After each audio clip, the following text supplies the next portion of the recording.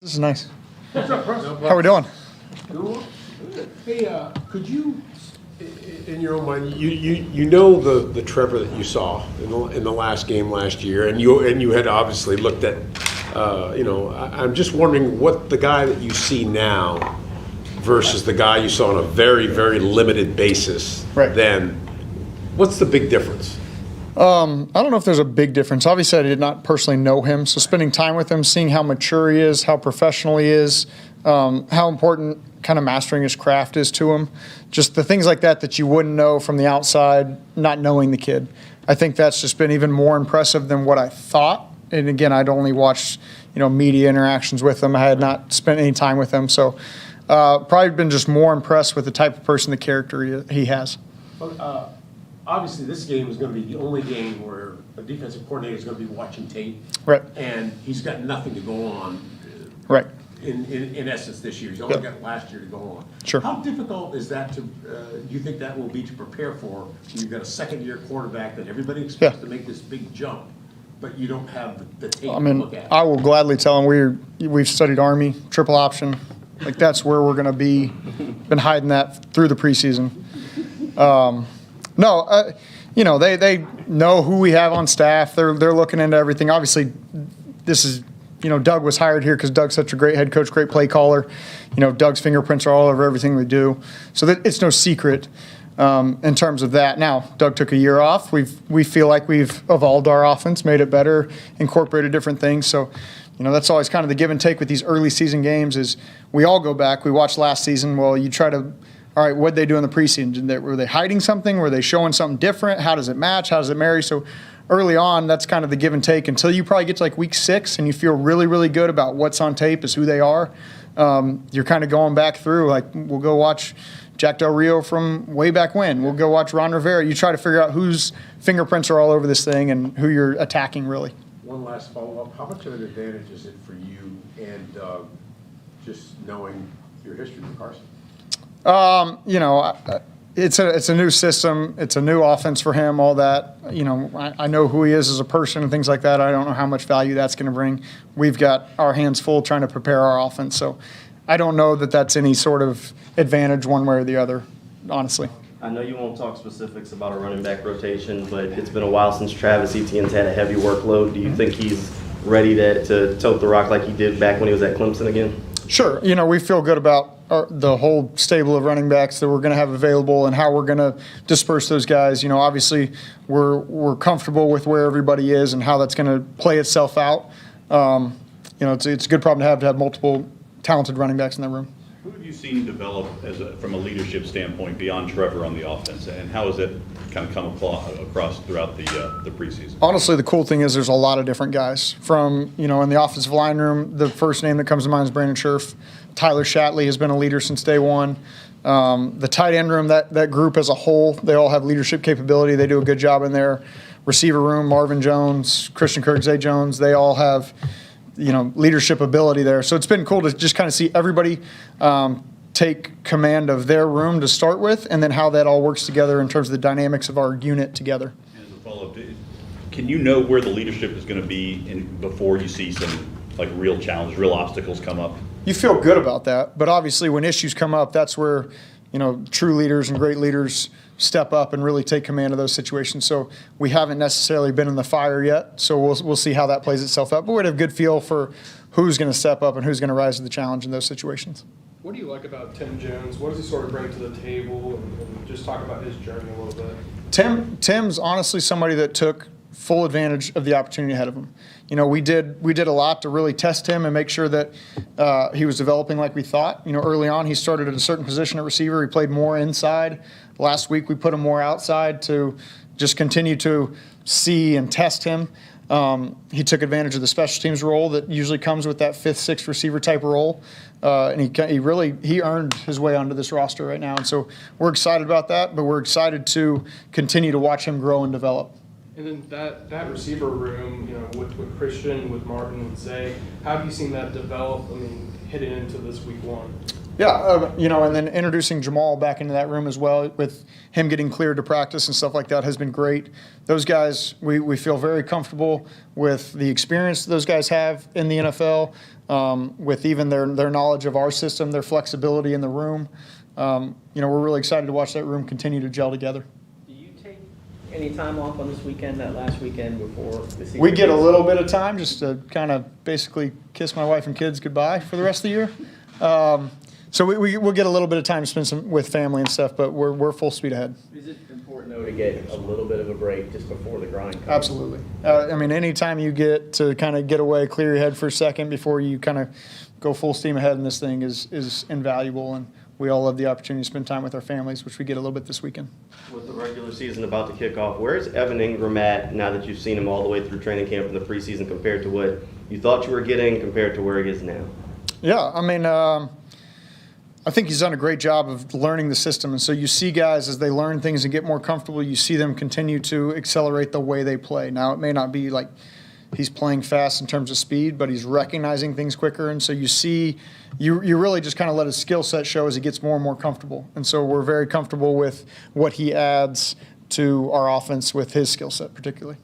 Is there any, I don't know, trepidation is not the right word, but concern about how much Travis Etienne can handle in like that traditional running back between the tackles role at this level, having not done it at the beginning of camp? Yeah. At this point, I wouldn't say so. We obviously got to see, and we'll get a feel for that as we get into, the live bullets, if you will, of where he's at from that. I get you don't know anything until you really see it, so we'll kind of get there as we get there. But James is a proven commodity in this league, so we're excited about those two guys, and then everybody else that's in that room as well. So when you started camp, though, you were like, can he handle it? Yeah, You feel a little bit better about it now. Absolutely. That's a certain Yeah. question mark. We haven't seen him in games. We got to see him in live periods. We got to see him in preseason. We do feel good about what he's capable of doing. Where did you see Trevor's development go with Luke Fortner at center, the rookie center developing with the second-year quarterback? Honestly, I feel like we did a great job of pushing those guys in more so the walkthrough situations, but even blitz periods, scripted blitz periods in practice of stressing them, forcing them to communicate well together. They spend a lot of time off to the side together talking through things to where, we really need them to be of one mind. They have to be speaking, seeing the same things, because there's going to be times where Luke needs to handle it for Trevor. There's going to be times where Trevor kind of has the trump card and he sees something different, he wants to go with it, and Luke and him are on the same page, ready to communicate that way. So they've done a great job getting there. The season's going to bring up all its challenges with the unscouted looks you get in third down, the blitz packages and things like that come up. So they'll continue to work together through that.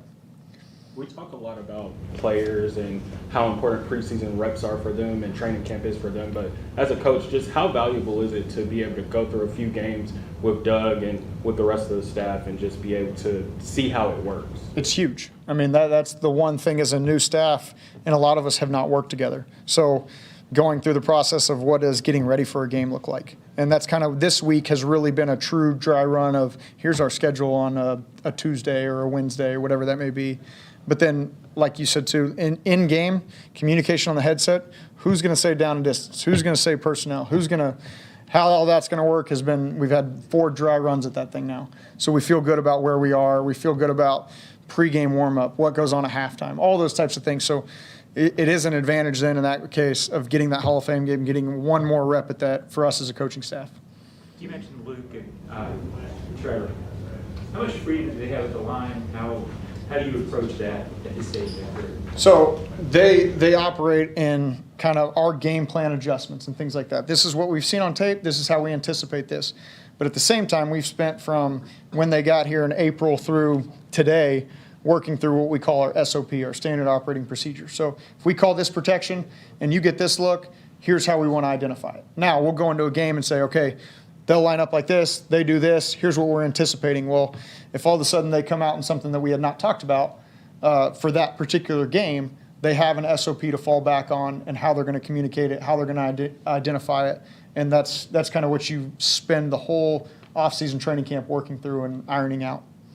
You've got this whole training camp just going up against the Jaguars defense. What is your assessment of the overall depth of the pass rush with these guys, especially with the addition of Trayvon and Arden Key? I'm very excited that they're on our side, and we don't have to play against them anymore, and we get to watch them get after somebody else. They've done a great job with all the certain rush packages they have, being able to get pressure on first and second down and then get into the exotic stuff in third down. So excited to sit there and watch them get after another quarterback.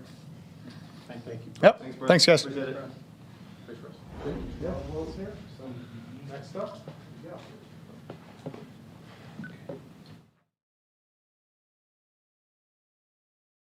I know that by definition, an NFL starter has to have a good work ethic no matter what. Is there something about Josh Allen's work ethic that you think stands him apart maybe?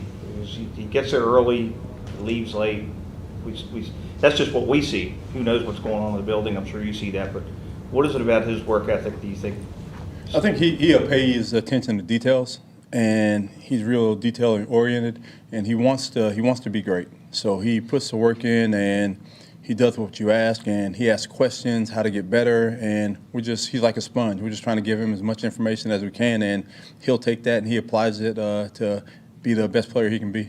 We haven't got a chance to talk to you since the last preseason game. Devin Lloyd finally out on the field. Your thoughts on his performance and just being able to finally see him on the game field in game action? It was good for us. One, he came out healthy, and two, you got to see him fly around. There was no hesitation. He felt good, and he was excited to play. He was happy to play. It's been a long haul for him, and he went out there, did some good things, and we're excited to keep seeing him progress. All right. Do you feel confident to put him into a big role for week one? Well, right now we're still working through that. Chad's had a bunch of reps, and, everybody will play. First game of the season, everybody will play, will get in the flow, and, there's no pitch count for him. We'll just get him out there and just let him go when he needs to go, let Chad go when he needs to go. Same way with Foye and Shaq. When you look back on your career, even though you're game planning against other teams' offenses, what's the best pass rush you've ever seen? When you think of great pass rushers, not rushes, meaning as a team, who comes to mind? Well, I'm going to date myself. Well, today's my birthday anyway, so I'm really going to date myself.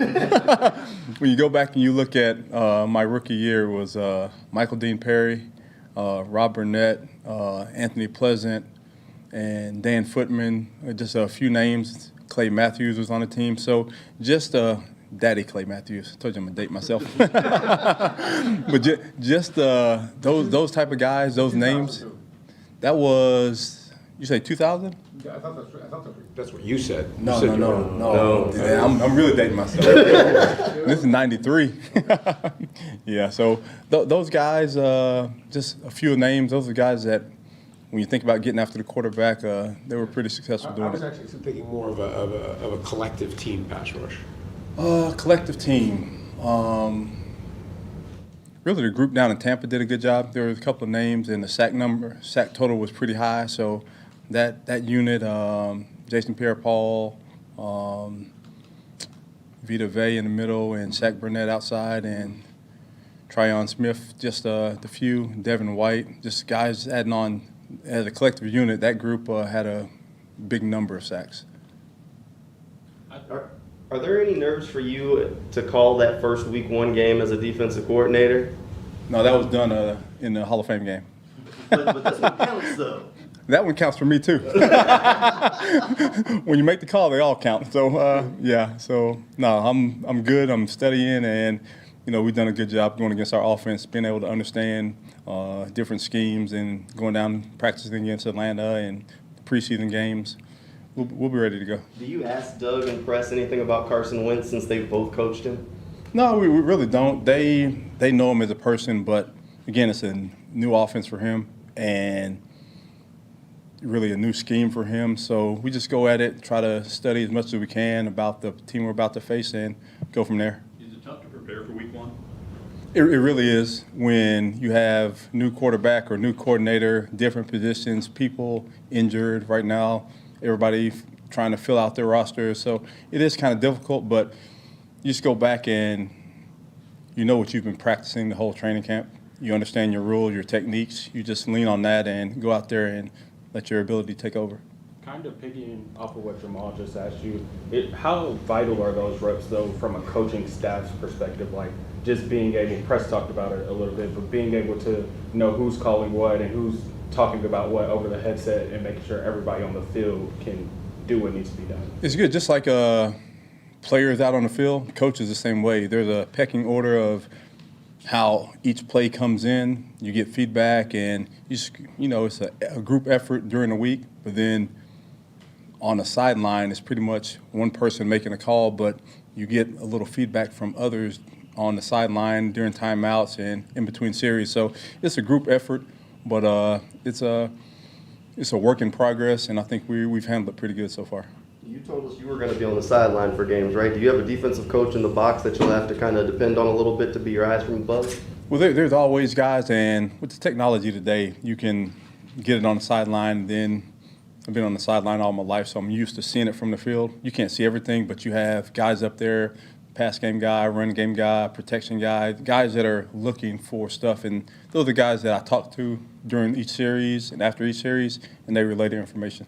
When you were coming up as a coach and spending some time with Todd, was there something where you said, when I become a defensive coordinator, I'm always going to do this, or I'm always going to make sure I ask guys to do that? Is there anything like that that's still sort of like with you at this point? No, nothing like that. It's just when you've been under so many different coordinators. Todd was my last one, and I played for a bunch of great coordinators, and you just sit there and you see what you take from each of them. And I think I'm trying to do that. Even going back to my playing days with Coach Belichick and Coach Saban, those are guys that when I was a player, you really didn't understand the knowledge they had. Now, as a coach and growing up in the coaching profession, you start to understand, and you go back, and I have spiral notebooks from back in '93. So I go back and try to piece things together, and hopefully I'm gonna put my imprint on it, and we're gonna go with it from there. How often do you look at those notebooks now? Well, we moved down, so all the boxes packing up. There's a certain box that you always run back to and just peek at. So you will go through for any notes or anything like that, or just stuff like that? When I was a player, I never fell asleep in a meeting because I wanted to write down everything.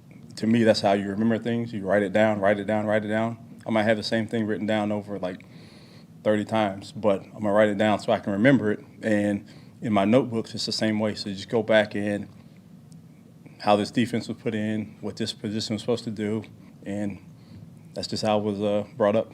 When you're on the field communicating with your guys in the press box, who will probably be the coaches that you will be speaking with the most? Because there's always some you lean on more than others just because of the nature of their role. Well, the way we're built, everybody is familiar with the system. We've been together for a good while, and in those times, they're learning me, and I'm also learning them. So it'll be a group effort. All the guys are speaking on the headset, and they know what they need to get to me and what I want them to look for, and they're doing that. So how many are we talking about? 4? Let's see. On the defense staff, I think we have 9 maybe.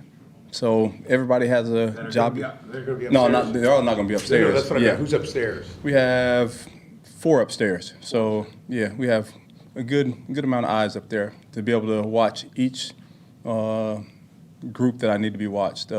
Pass game, run game, protections, and so on. You mentioned your imprint.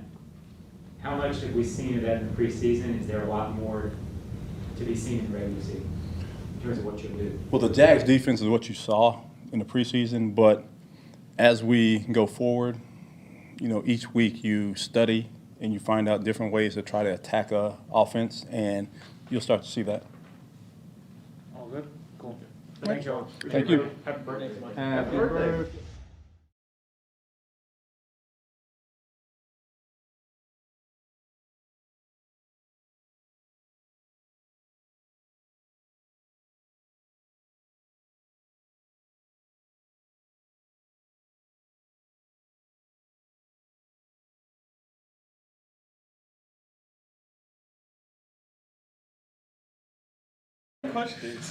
Well, fortunately, I'm not going to be kicking for us. That's the good thing. All right, well, what went into the moves you made today about cutting James and Jake? Yeah, both did a really good job for us.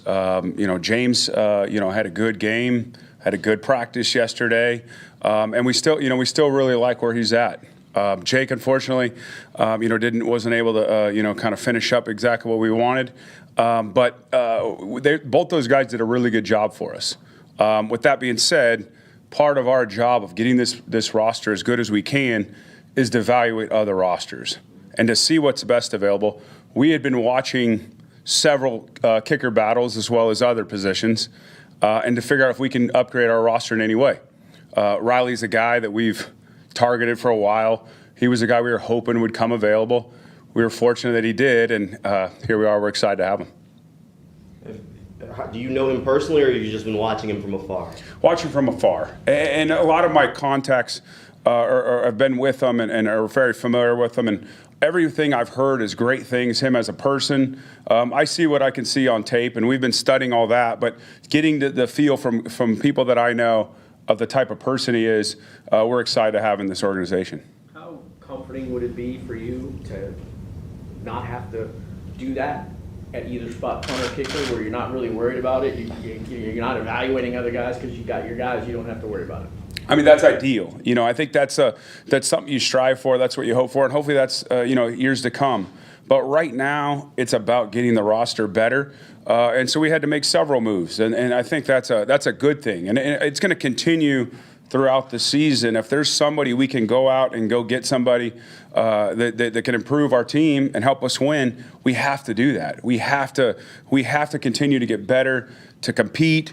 It'll keep our guys here hungry, knowing that they're competing against other guys off the roster. That's what it's about. Let's see who can compete every single week, get us better, and continue to help us win. So it's pretty rare that you would be in that situation. Yeah. For the most part, where you just don't have to worry about it. I think that you'd love that, and there's certain situations you have that. You have your three guys, and you've had them since OTAs, and it's clean, and that's great. That's ideal, and that's like I said, I'm hoping that's the years to come, but that's not the situation, and we've all seen those battles that play out, whether it's like we've had to do, and you finally get the guy you're excited about, but the reality is you could go all the way up to we load up that plane September 10th, it could be that. And as long as we get the right guy on the plane September 10th, I think we got to be happy. Is it safe to assume that Jamal is going to be the guy return-wise? I know he's coming off of an injury and he didn't get a lot of reps, but he's been getting practice reps. Is it safe to assume that? And also with his projected advanced role in the offense, because Doug didn't give us anything about that, is that a concern? No. Yes, he is our returner, and he's an elite returner, one of the best in the NFL. So he was by design. I didn't need to see him. That was part of it. Was they kept saying, "Do you need to see anything?" I've seen plenty. I'm happy where he's at. He catches them every day in practice. It's something Jamal and I had many discussions about. Did he need to catch one? Did he need to fair catch one? How did he feel? He is confident where he's at physically, mentally, coming off the injury. So. We're excited to have him. He's an elite returner. There's no doubt in my mind. We're very fortunate to have him back there. And as far as extended role, love it. The more getting good players out there on the field help us win, I'm into it. If they got a role for him, love it.